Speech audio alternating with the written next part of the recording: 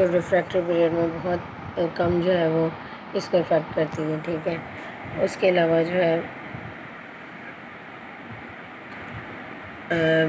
automatically is reduced when increase in the threshold potential rather than a decrease in slope of phase 4 depolarization. Flecainide also block potassium channels and leading to the increased action potential duration even more than propofan. Propofenone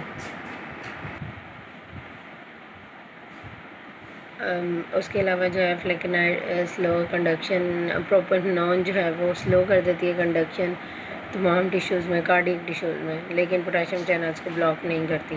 उसके बाद therapeutic uses हैं। Therapeutic uses में flecainide जो है वो useful होती है in the maintenance of sinus rhythm, in atrial flutter और fibrillation in patients without structural heart disease, ठीक है।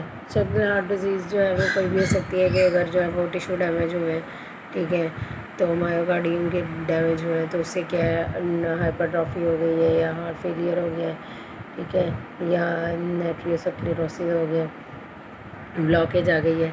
And in treating refractory ventricular arrhythmia, flecainide has a negative inotropic effect and can aggravate chronic heart failure, ठीक है। ये heart beat को जो है वो इफ़ेक्ट करती है। Use of propafenone is restricted mostly to arterial arrhythmias.